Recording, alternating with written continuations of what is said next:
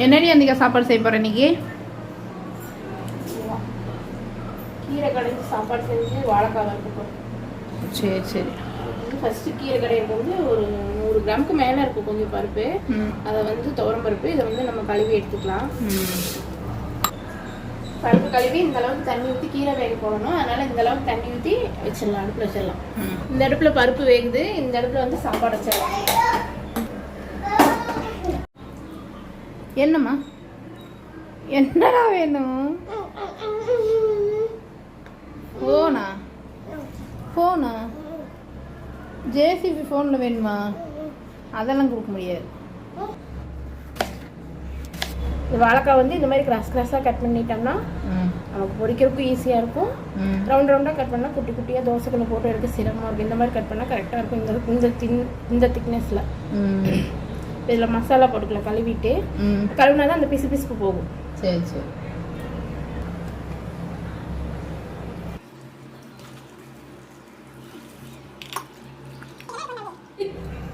வந்து பருப்பு பாதி வெஜிஸ் மஞ்சள் போட்டுக்கலாம்.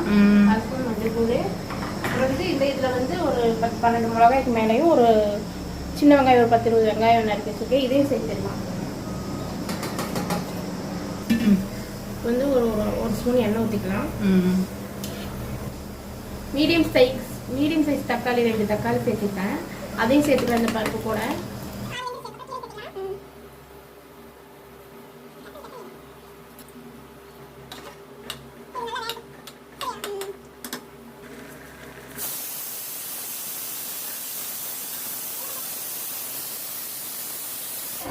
இப்போ வந்து வாழைக்காய் வறுக்கிறதுக்கு வந்து மல்லித்தூள் 1 ஸ்பூன், மிளகாத்தூள் 1 ஸ்பூன், மிளகுத்தூள் ஒரு 1/2 ஸ்பூன், வந்து கறி மசால் தூள் ஒரு 1/2 ஸ்பூன், மஞ்சத்தூள், உப்பு தேவைக்கான அளவு இதை வந்து போட்டுக்கலாம். இது கூட வந்து நல்லா நசுக்கி எடுத்து பூண்டு, இஞ்சியெல்லாம் போட வேண்டியதில்லை. அதெல்லாம் போட்டு அவ்வளோ டேஸ்ட் இருக்காது. வெறும் பூண்டே அவ்வளோ டேஸ்ட்டாக இருக்கும். இதையும் போட்டு நல்லா மிக்ஸ் பண்ணிக்கலாம் லைட்டாக தண்ணி ஊற்றி.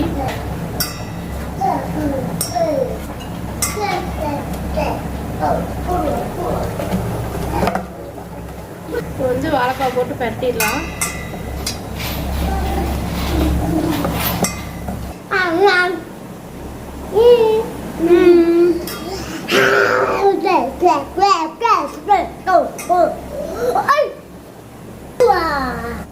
வாழைக்காய்க்குள்ள மசாலா போட்டு வச்சு இது கொஞ்ச நேரம் ஒரு 10 நிமிஷம் ஊறட்டும். அப்புறம் வந்து தோசைக்கல்ல போட்டு பொரிச்சு எடுத்துக்கலாம். இப்போ வந்து கீரை நல்லா வெந்துருச்சு.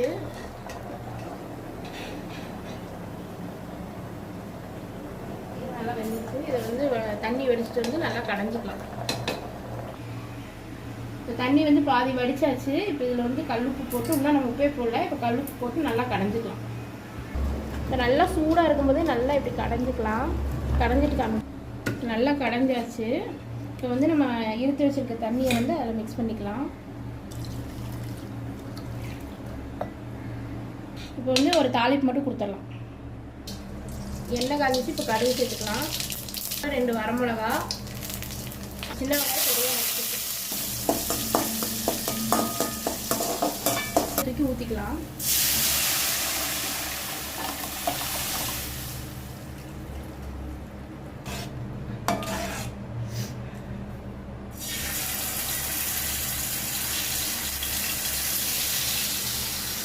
நல்லா கொதிச்சிருச்சு. இப்போ இறக்கிடலாம். இதெல்லாம் காமிக்கலாம்.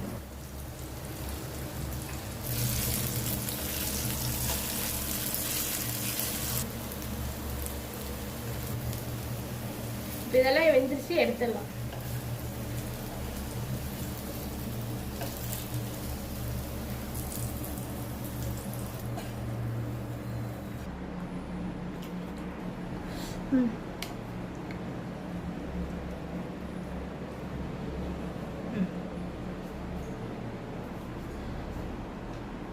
எப்படி இருக்கு பாப்பா?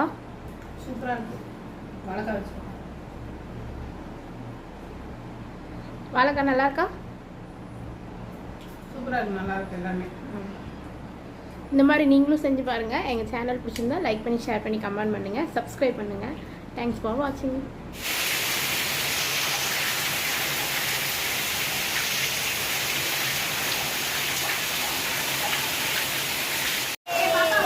அப்புறம் அந்த அன்னைக்கு ஈவினிங்காக வந்து நல்ல மழை பெஞ்சிச்சு, இடி மின்னலோட சரியான காற்றோட சூப்பராக மழை பெஞ்சிச்சு. நல்லா என்ஜாய் பண்ணோம். தேங்க்ஸ் ஃபார் வாட்சிங்.